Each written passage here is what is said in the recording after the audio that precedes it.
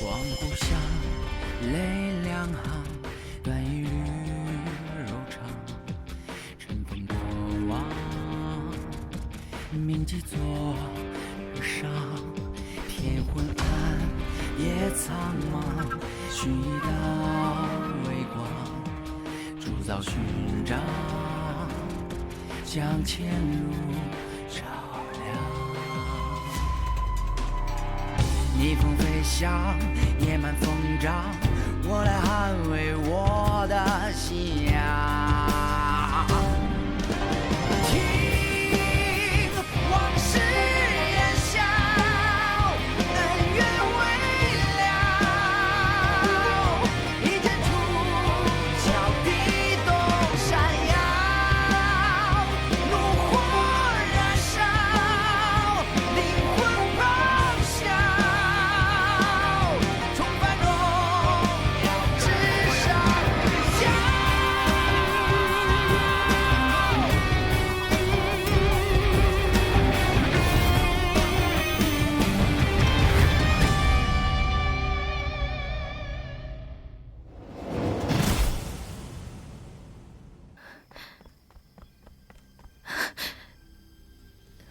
这是记录酿酒用的配方，这是玫瑰，那是桂花。你很紧张吗？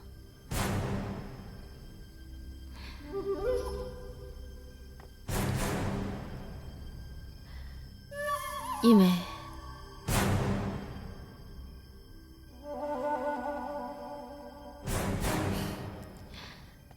其实我根本就不会酿酒。酿酒的这10几道工序，我外甥每次提醒我，我都记不得，所以便用了这个法子。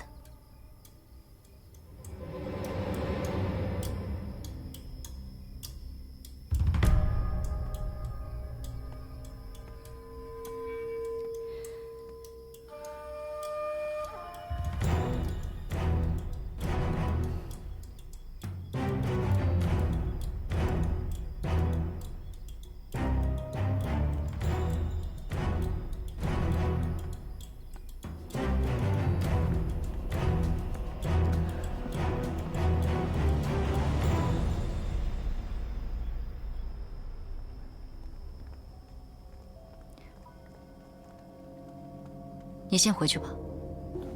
诺。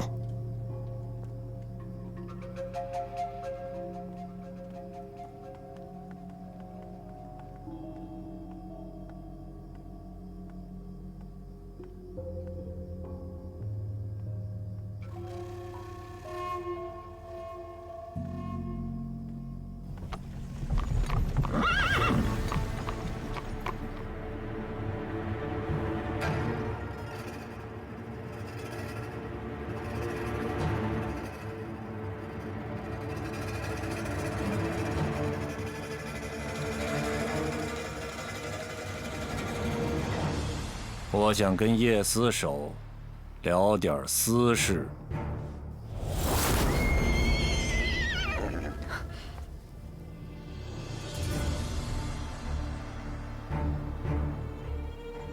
慕容成，他蠢是蠢了点儿，但他毕竟还年轻，修行的潜质和破境的速度都还可以。我本来以为我可以好好调教调教的，但我没想到，我还没有来得及调教，就被你一剑给砍了。慕容成，与你有何干系？你又何必揣着明白装糊涂？你明知道他即将入赘我方侯府，就这么给他杀了。你今日要是不给我一个交代，日后还有谁会给我方侯府上面子？我接你一剑，不就算是给你面子？不愧是我大恒唯一的女司手，豪爽。我开始有点喜欢你的性格了。还废什么话？来啊！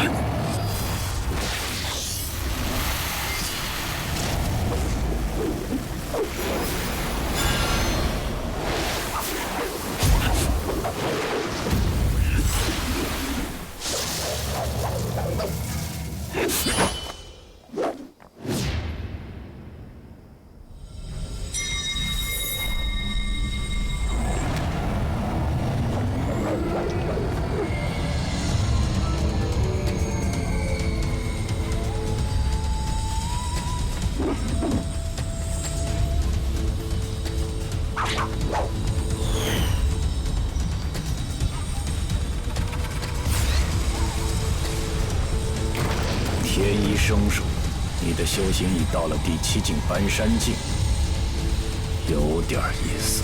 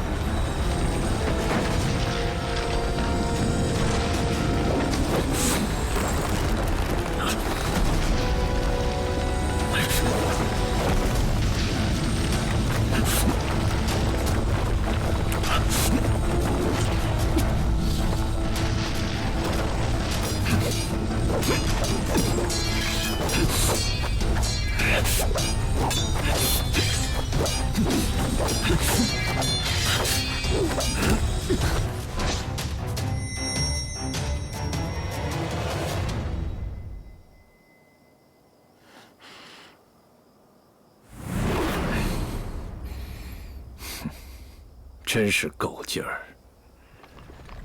接了我这一剑，苦头是要吃不少，不过暂时还是会保你平安的。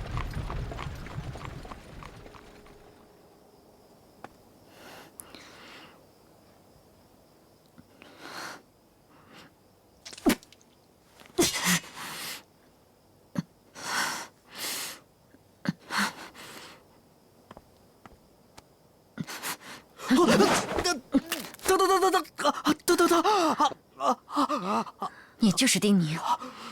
大人，我们见过吗？果然是阳亢难返之身。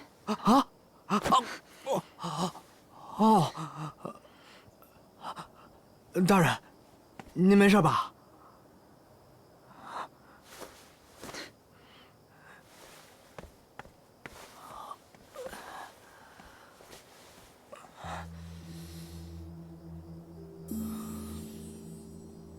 出来吧。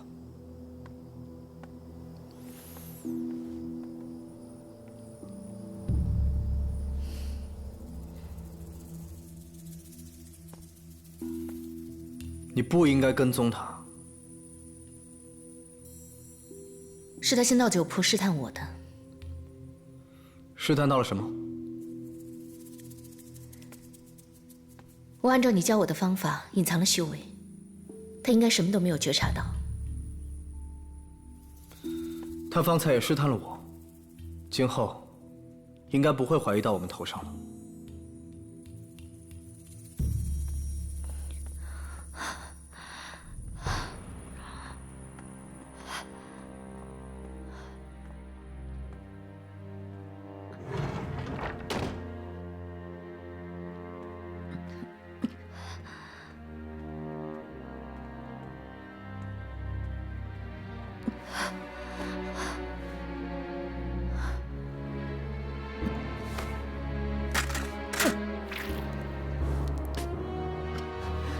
风鸣不知道有多少人想要我死，我必须在所有人面前显得强大。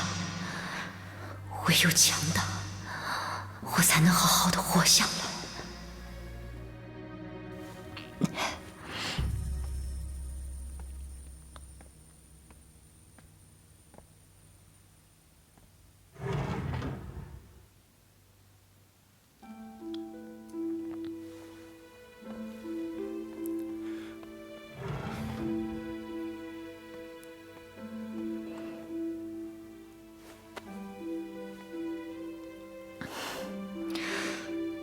早就提醒过你，动了慕容城，方侯绝对不会轻易放过你的。你不是就想知道宋神书是否死于九死残吗？我可以告诉你，是。宋神书死于九死残，独孤豪死于魔石剑法，这些和那个人一定有关系。难道他真的有传人？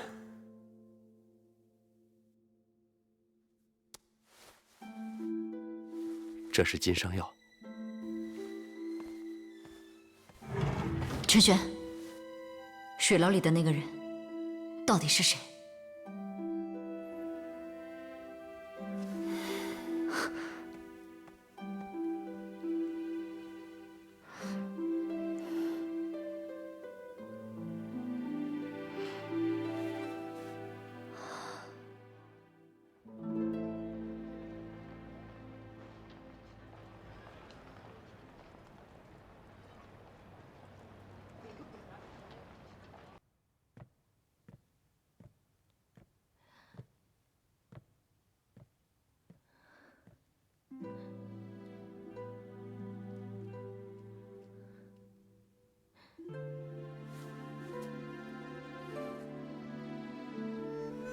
千雪，这些花你一定喜欢。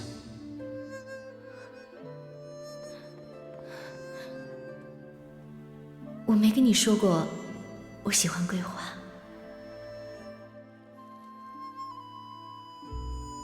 可能是最近在教你剑法的时候，在你身上闻到了桂花香。这是我第一次在你身上闻到花香，你喜欢吗？我喜欢。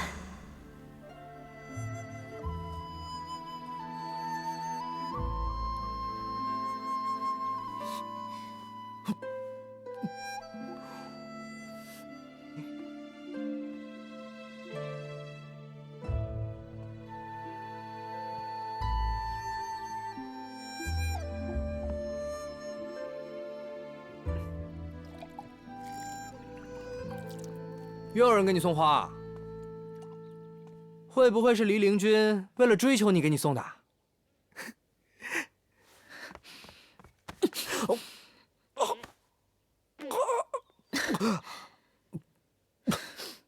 你这么生气干什么？你不会还以为是师傅送的吧？你不是很恨师傅吗？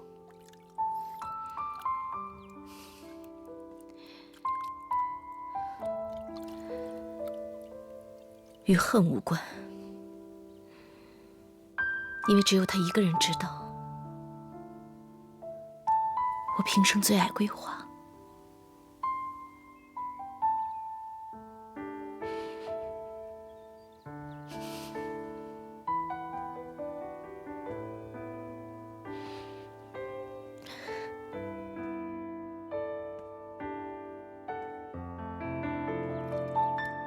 我的下一个妻子该来了。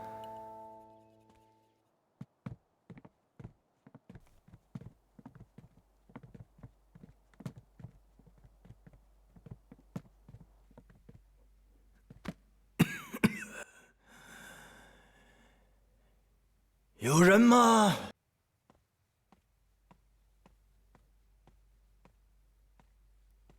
打烊了，明日请早。我不是来喝酒的。找小姨啊，明日请早。我找你。找我？嗯。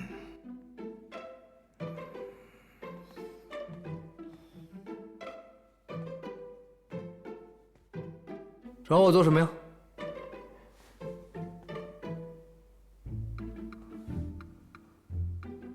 你是什么人？前不久，这条巷子来了个收租的黄山师爷，向你收租子，你没有给。他说过几日再过来，却也没有过来。不是，你到底是2层楼的人，还是锦林堂的人？2层楼的，更确切地说，2层楼所有的事情都归我管。2层楼的主人这么虚啊？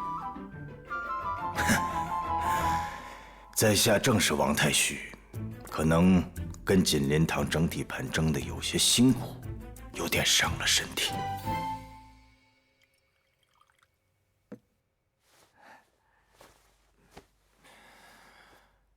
像黎灵君这样大的人物，你也敢得罪？我在风鸣待了这么久，却从没见过几个像你这样事无巨细、看得清楚、理得清楚的人。我缺一个这样的军师，或者说，缺一个你这样的伙伴。但是我也想听听你对我们和锦麟堂之间的矛盾有什么看法？其实呢，你们现在的状况跟黎灵君差不太多。接下来，如果你们能再站稳脚跟，再一口把锦麟堂给吞掉，那你们在风鸣的地位就会更上一层。只不过，现在关键就在于，这里面同样充斥着无数的风险。2层楼现在就像是一个在风雨里布满窟窿的大船，你又凭什么觉得我会上你这艘破船呢？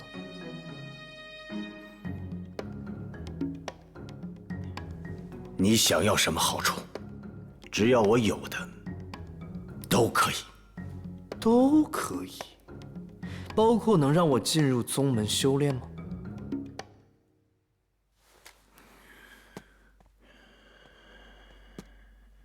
你想要成为修行者？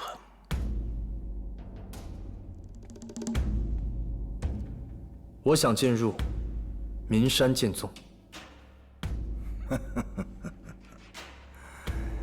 你可知道，在整个岷山剑宗，每年收徒不过数十名。在整个大杭，甚至更远一些的蜀国友好邻邦，像你这样适龄的年轻人，会有多少？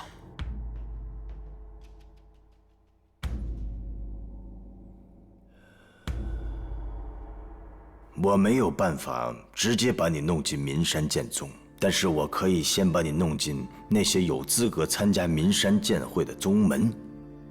只要你通过会试，你还是可以成为岷山剑宗的弟子。可你为什么一定想要进入岷山剑宗？有人跟我说过，我活不过30岁。我是阳康难返之体，我的五脏之气活动过旺，是早衰之症。所以，岷山剑宗是有可以让你活得更久一些的修行功法。我想，你能帮我，我也能帮你。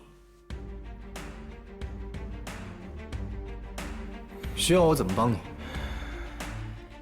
2层楼之所以现在这样被动，是因为我们原本的靠山独孤侯近日被暗杀了。我想锦麟堂正是看中了这一点，才敢对我们下手。独孤侯原来是你们的靠山。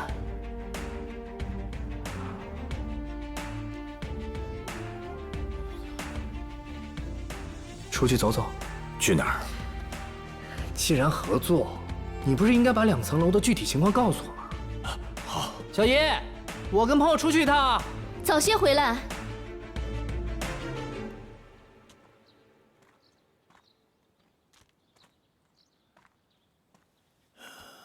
我猜锦麟堂最近如此嚣张，可能因为我们失去了靠山。想要抢占独孤侯的生意，应该不仅仅是江湖门派斗争这么简单。也许，这背后还牵扯到庙堂里的人，又或者说，是来自于风鸣以外的新势力。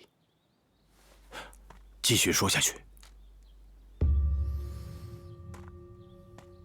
整个风鸣，不在乎王上的想法的人，只有立相，而他应该不会在乎2层楼这块小肉。如果他真要做的话，要不然，你们已经被满门抄斩，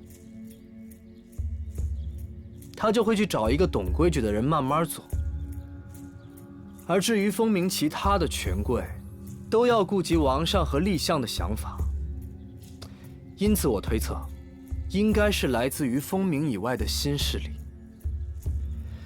不过我现在特别好奇的是，让你虚成这样子的那场斗争，到底发生了什么？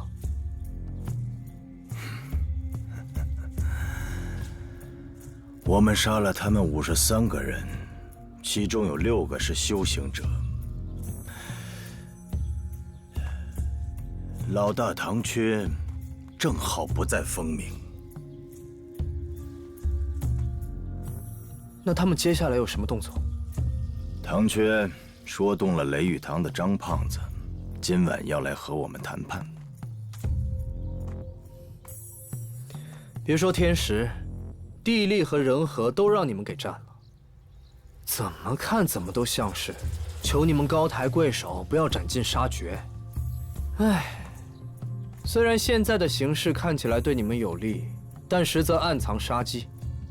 他们妥协所有的条件，就是为了让你安心赴宴。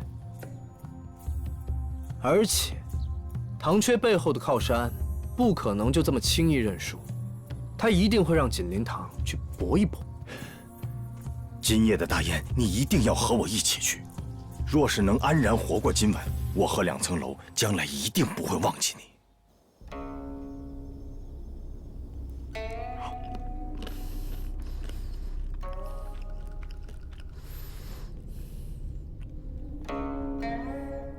一会儿张胖子会带着人过来，旁边还有一个白面书生，就是他的义子钟修。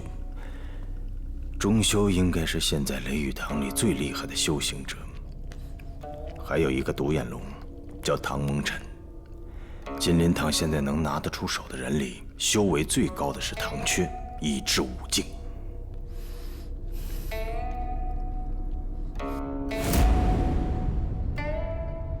那位就是你请来的高手啊？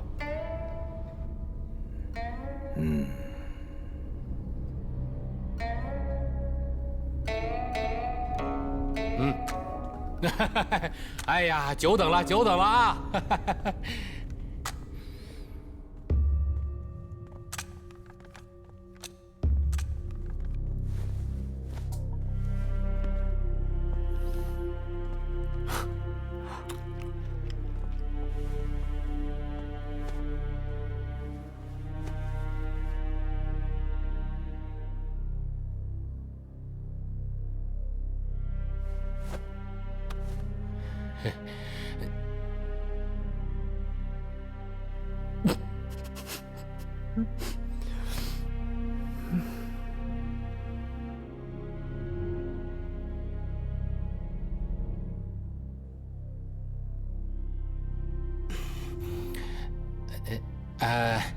王兄，他们今日可都是按照你的吩咐，没有带其他的人来这儿。今日你是主人，不如你先说2句。既然是谈判，我的要求很简单，就是你们锦麟堂从此以后在风鸣消失，这事便了了。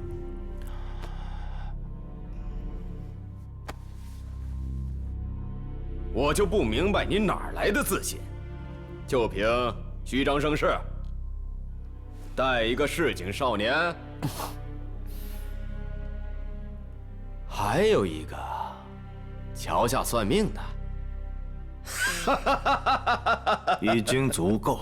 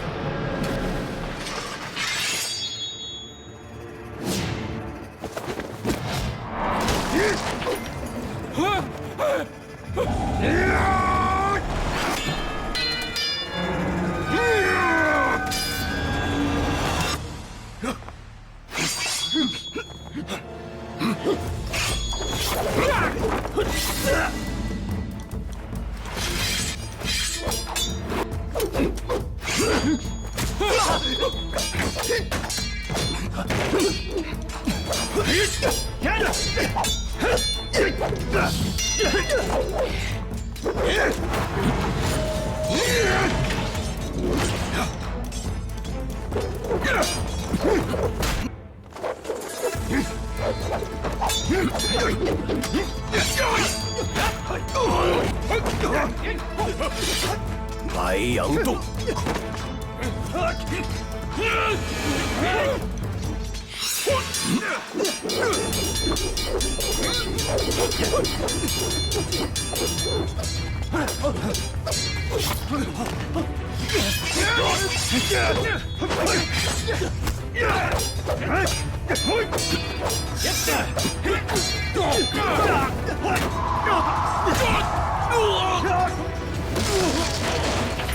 不自量力。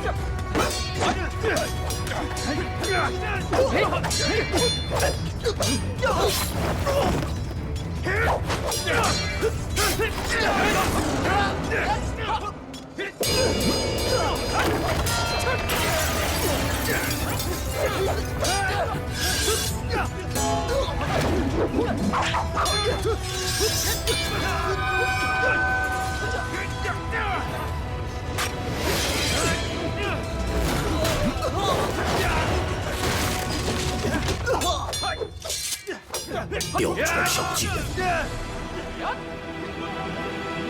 今夜死的人已经够多了，你走吧。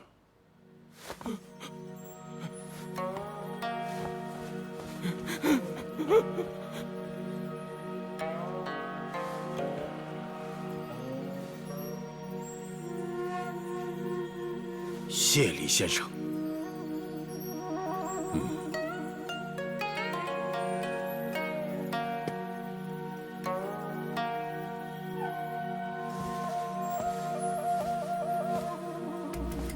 你选的这个人不错，可以让他入门。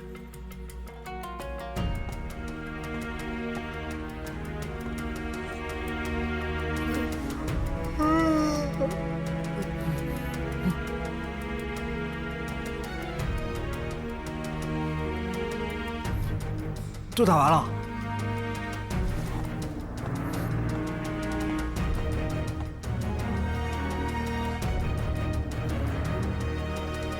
从今日开始，你已经是白羊洞的弟子了。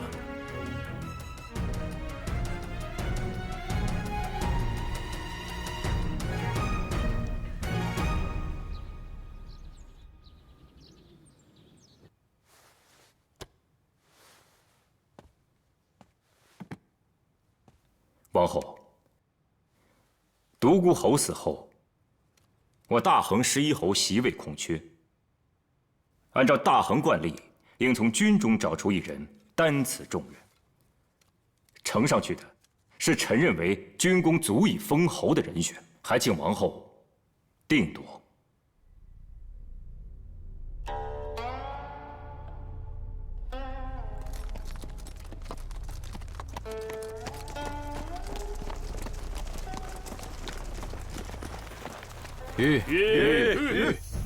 将军，我们要不要先入宫啊？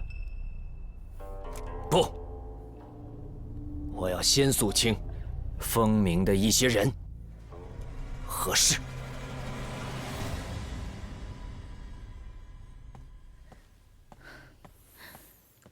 你非要这样做吗？我必须要尽快获得修行者的身份。那日王太虚和我说的话，你也听见了。你应该明白，能够这么轻易的进入白羊洞，是我等了这么多年都没有等到的机会，所以我一定不能错过。但你太着急了。我们原来的计划是在你身体修复之前，不进入任何的修炼。即便你有九死残护体，但你的阳亢难返之体离开双修还是一件很危险的事情。你应该知道，你稍有疏忽，就会把命搭进去吧。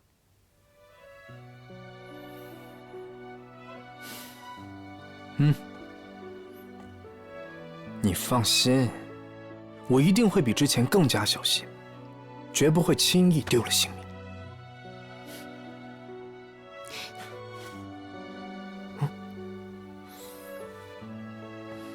你一定要进入名山剑宗，就是为了得到续天神诀。是啊，续天神诀不仅可以让我活着，还可以让我更强大。接下来我应该做什么？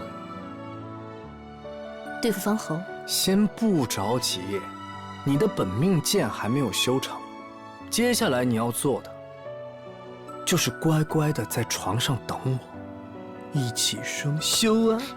你，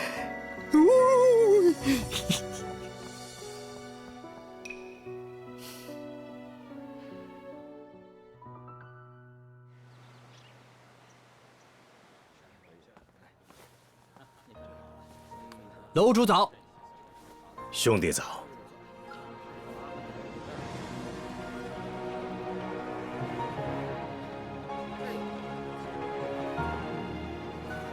谢楼主信守承诺。江湖中人，一诺千金。我已经按照你的指示，将锦林堂那些人的尸体都扔进了河里。这样的动静够大吗？真的能将他们背后的人引出来吗？可是引出来之后呢？下一步该怎么办？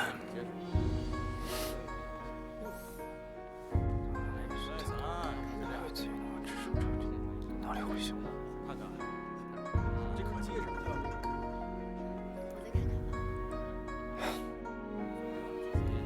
小爷，我走了。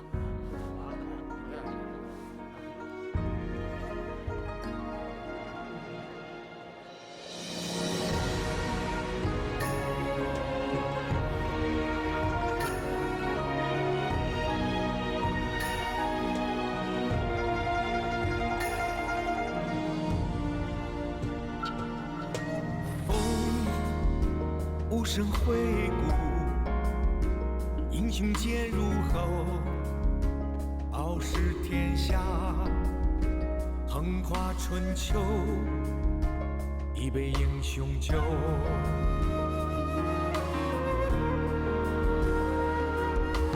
一世轮回，不负不悔，旧人难再归。回首江湖，发已衰败，不奢求能重来。你的徒弟丁宁已经出手，从这一刻开始，我们就已经不再有退路可言。但你无需感激，我这么做绝不是为了你。你对我公孙家的所作所为，公孙家被灭门，我一刻都没有忘。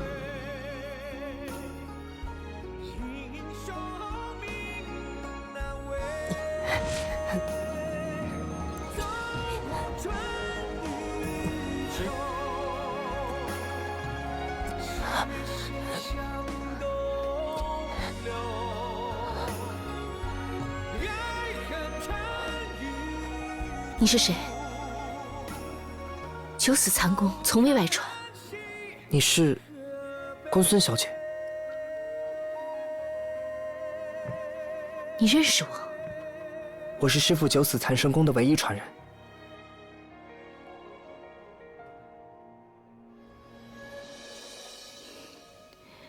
是他让你在此修行。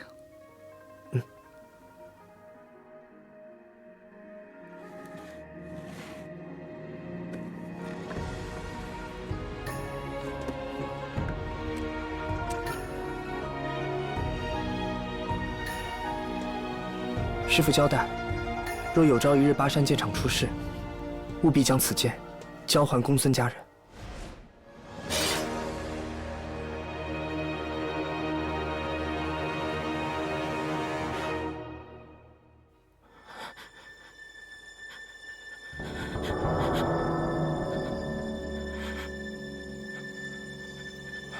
事情的经过便是这样的。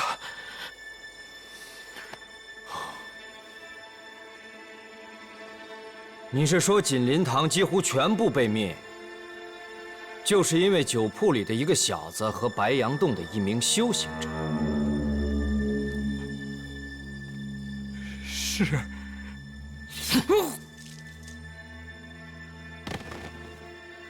废物，留着也是废物。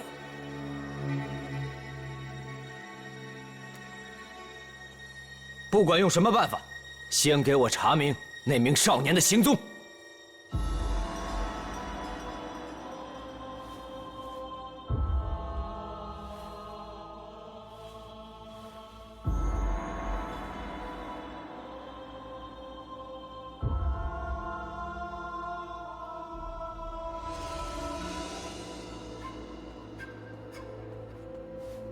禀娘娘，白杨洞迟迟不肯交出灵脉，现如今又插手锦麟堂的纷争，家里人想问问娘娘您的意思。任何一处修行地，都是我大恒的宝藏，但前提是要忠于我大恒，不成为王朝的绊脚石。这白杨洞是太过僭越了，该让他们付出点代价。如何处置白杨洞，还请娘娘明示。归入青藤剑院，从此风鸣，再无白杨洞。还有，告诫一下凉莲和景灵堂，在风鸣，可比不得和敌国打仗，需要更温和的手段。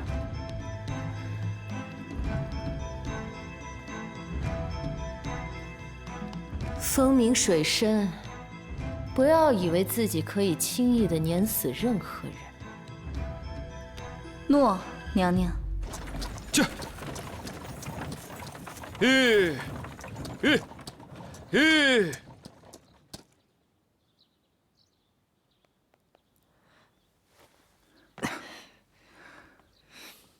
就送你到这儿吧。多谢，兄弟客气。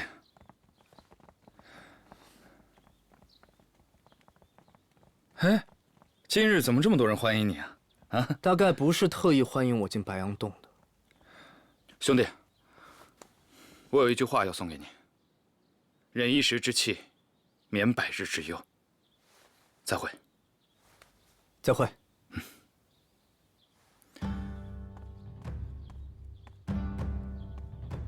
哼，什么时候我们白杨洞是外人想进便能进的了？大师兄，大师兄，大师兄，大师兄，大师兄，大师兄，大家不要闹了，这是师父的决定。师父的决定，大师兄，这根本就不符合规矩啊！他没有参加入门试炼，便让他直接进门，这不仅是对我们的不公，也是对数百年来所有在这道山门前被淘汰人的不公。很多人都想入门，他想要入门，首先也要让我们觉得他能入门，要通过我们白杨洞的测试才行。今日这山门我是必须入的，规矩由你们来定。你果真想好了？既然来了，我便不曾畏惧。怪不得白杨洞会遭此变故，原来只会窝里斗。放屁！你谁啊？算什么东西？我不是什么东西。如果我没有看错，你应该是白杨洞年纪最小的弟子沈白。你的父亲是沈飞经，他原先是南宫破城座下的部将。你怎么知道？我是青藤剑院的弟子，南宫采书。我的父亲就是南宫破城。怎么了？若知道是我，你便不敢说此前那番话了，是吗？这就是你所谓的公平？若是在我们青藤剑院，我们院长同意让某个人进剑院学习，我们绝对不会堵着院门不让他进。不就是一个简单的入门测试吗？为什么要弄得这么复杂呢？不要以为入门测试像是小孩子过家家的游戏。每年来这里参加入门测试的弟子过千名，但是能通过测试的却寥寥无几。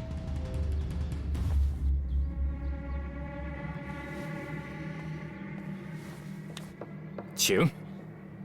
走吧，一会儿看个便知。是。第一关流石盘测试，你要从众多转动的珠子中找出5颗含有灵光的珠子，找对3颗，便可通过这一关。那5颗与其他的珠子的确差别极小，哪怕同时放在摊平的白绢上，也未必可以很快地分辨出来。在这种流动的情况下，让我再来一次的话，也未必有十足的把握。是啊，在以往的大试里，有一大半的入试者便是直接在这面石盘前就已经被淘汰了。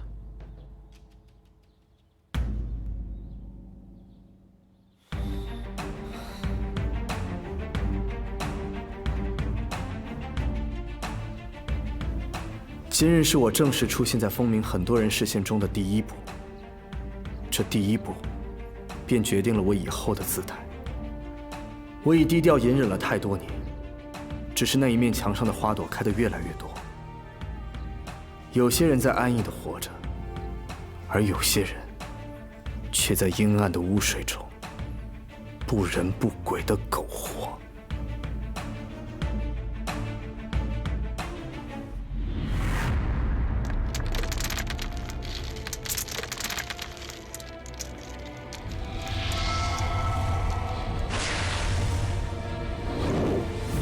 原来白杨洞的第一关，考究的是静心。成为修行者的第一道关隘，便是静心入定，心无杂念，才有可能感觉到身体内的武器。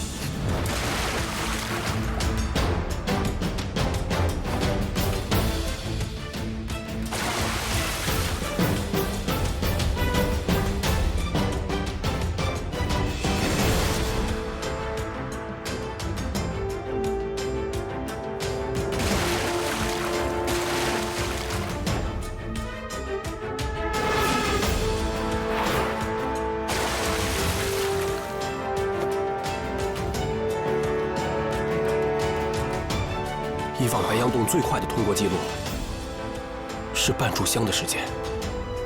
这不可能，简直让人难以置信。二师兄，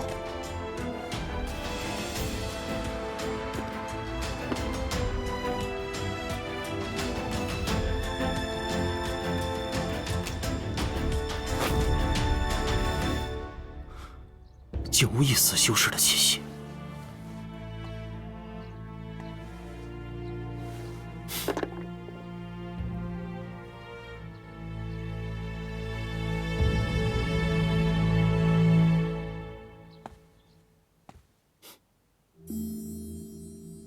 五对其四。啊，下一关。其四。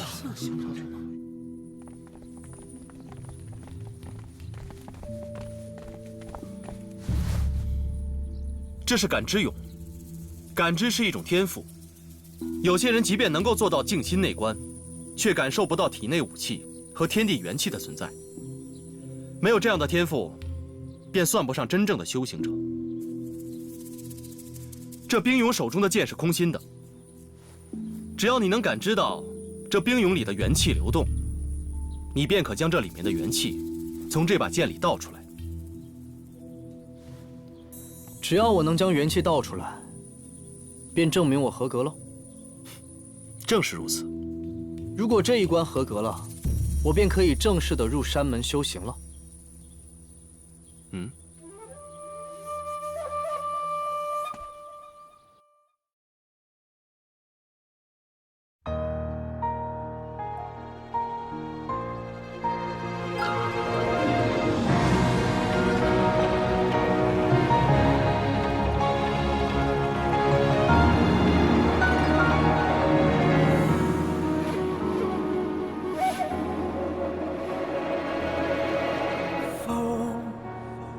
无声回顾，英雄皆入喉，傲视天下，横跨春秋，一杯英雄酒。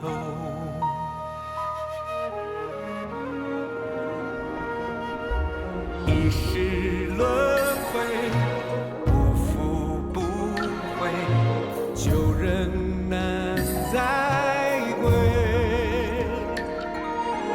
回首江湖，发已衰败，不奢求能重来。